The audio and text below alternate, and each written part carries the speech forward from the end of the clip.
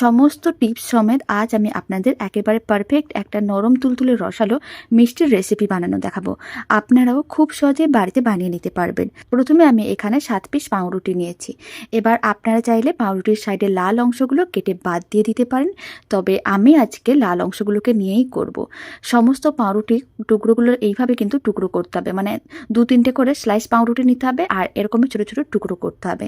এখানে মোট আমি 7 পিস পাউরুটি নিয়েছিলাম, ছোটো ছোটো টুকরো করে নিয়েছি। আর নিয়েছি 200 ml এর মতন দুধ।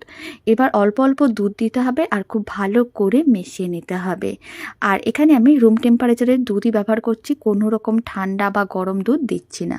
অল্প অল্প দিতে হবে আর খুব ভালো করে মিশিয়ে নিতে হবে। আর একটা নরম ডো রেডি করতে হবে। ডোটা কিন্তু বেশ নরম করেই বানাতে হবে। টাইট বা শক্ত করে ডোটা বানানো যাবে না, তাহলে কিন্তু মিষ্টিগুলো নরমও হবে না আর রসটাও ভালো করে যাবে না। ঠিক এইভাবে নরম করে ডোটা রেডি করতে হবে। এবার ডোয়ের মধ্যে কয়েকটা জিনিস দিতে হবে। প্রথমে আমি দিয়ে দিচ্ছি 3 চামচ ময়দা। চা চামচে 3 চামচের মতন ময়দা দিয়ে দিচ্ছি। অল্প একটু ময়দা দিলে যখন মিষ্টিগুলো ভাজবেন তখন আর কিন্তু মিষ্টিগুলো তেলের মধ্যে বা চিনি শিরার মধ্যে ছেড়ে যাবে না, তাই অল্প করে একটু ময়দা দিতে হবে। আর মিষ্টিগুলোর স্বাদ যাতে দ্বিগুণ হয় তার জন্য আমি দিয়ে দিচ্ছি 4 চামচের মতন গুঁড়ো দুধ। গুঁড়ো দুধ না থাকলে নাও দিতে পারেন, কোনো অসুবিধা নেই, তবে গুঁড়ো দুধটা দিলে খেতে অনেক বেশি ভালো লাগে। আমি এখানে চা চামচে 4 চামচের মতন গুঁড়ো দুধ দিয়েছিলাম। এবার এর মধ্যে দিয়ে দিচ্ছি অল্প করে একটু এলাচ গুঁড়ো। এলাচ গুঁড়ো আপনারা এখনও দিতে পারেন, নাহলে গোটা এলাচ চিনি শিরার মধ্যেও দিতে পারেন। এখন আমি চা চামচের 3 ভাগের 1 ভাগ দিয়েছিলাম বেকিং পাউডার আর 1 চিমটের মতন দিয়েছি বেকিং সোডা। বেকিং সোডা খুবই সামান্য পরিমাণ দিতে হবে। 1 চামচের মতন ঘি দিয়ে দিলাম আর সমস্ত কিছু একসঙ্গে খুব ভালো করে মিশিয়ে নিতে হবে। আলাদা করে দুধ বা জল দেওয়া যাবে না, এইভাবেই সমস্ত কিছু ভালো করে মিশিয়ে নিতে হবে। আপনারা দেখুন ডোটা কিন্তু বেশ চিটচিটে। এখন এইভাবে প্রায় 10 মিনিট রেখে দিতে হবে, তাহলেই কিন্তু চিটচিটে ভাবটা একেবারেই কমে যাবে। আর ততক্ষণ এই দিকে একটা চিনি শিরা রেডি করে রেখে দেবো। তার জন্য কড়াইটাকে গ্যাসের ওভেনের উপরে বসিয়ে দিয়েছিলাম। কড়াইয়ের মধ্যে মেজারিং কাপের 1 কাপের মতন চিনি দিয়েছি আর যেই কাপ মেপে চিনি দিয়েছিলাম সেই কাপের 1 কাপ জল দিয়ে দিলাম। এখানে 250 গ্রামের মতন চিনি ছিল আর ওই কাপেরই 1 কাপ আমি জল দিয়েছি।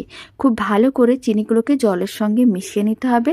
ফ্লেমটা মিডিয়াম টু হাইতে করে দিতে হবে, যাতে চিনিগুলো জলের মধ্যে খুব তাড়াতাড়ি মেল্ট হয়ে যায়। তাই ফ্লেমটা যদি একটু মিডিয়াম বা হাইতে রেখে দেওয়া হয়, খুব কম সময়ের মধ্যে চিনিগুলো মেল্ট হয়ে যাবে আর চিনি শিরাটা রেডি হয়ে যাবে। ওইদিকে মিশ্রণটাও রেস্টে থাকলে চিটচিটে ভাবটাও কমে যাবে। প্রায় 2-3 মিনিট পরে দেখাচ্ছি, আপনারা দেখুন চিনিগুলো মেল্ট হয়ে গেছে। এখন চিনি শিরাটাকে আরও 2-3 মিনিট খুব ভালো করে ফুটিয়ে নিতে হবে, যতক্ষণ না চিনি শিরার মধ্যে চিটচিটে ভাব আসছে। চিটচিটে ভাব চলে এলেই ফ্লেমটা অফ করে এক সাইডে রেখে দিতে হবে, তাহলে কিন্তু মিষ্টির জন্য চিনি শিরা রেডি হয়ে যাবে। আরও 2 মিনিট ভালো করে ফুটিয়ে নিয়েছিলাম, চিনি শিরার মধ্যে চিটচিটে ভাব চলে এসেছে। এবার ফ্লেমটা অফ করে চিনি শিরাটাকে এক সাইডে রেখে দিতে হবে। এদিকে মিশ্রণটারও চিটচিটে ভাব কমে গেছে। 10 মিনিট হয়ে গেছে। হাতে অল্প করে ঘি ব্রাশ করে নিয়েছি। কিছুটা মিশ্রণ এইভাবে চামচের সাহায্যে নিয়ে নিতে হবে। তারপর ঠিক এইভাবে গোল বলের মতন করে বানিয়ে এরকম একটু লম্বা শেপ দিয়ে দিতে হবে। সমস্ত মিষ্টিগুলো একইভাবে রেডি করতে হবে। সমস্ত মিষ্টিগুলো রেডি করা হয়ে গেছে।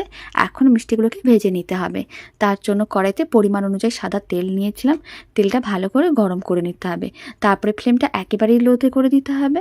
আর যে মিষ্টিগুলো আমি রেডি করে রেখেছি সেখান থেকে বেশ কয়েকটা মিষ্টি গরম তেলের মধ্যে দিয়ে দিতে হবে। এবার ফ্লেমটা মিডিয়ামে করে দিয়েছি। আর আপনারা দেখুন মিষ্টিগুলোকে উল্টে পাল্টে ঠিক এইভাবে ভেজে নিতে হবে। মিডিয়াম ফ্লেমে 2 মিনিটের মতন রাখলেই দেখতে পাবেন মিষ্টিগুলো তেলের ওপরে ভেসে উঠছে আর একটু সাইজে বড়ও হয়ে যাবে।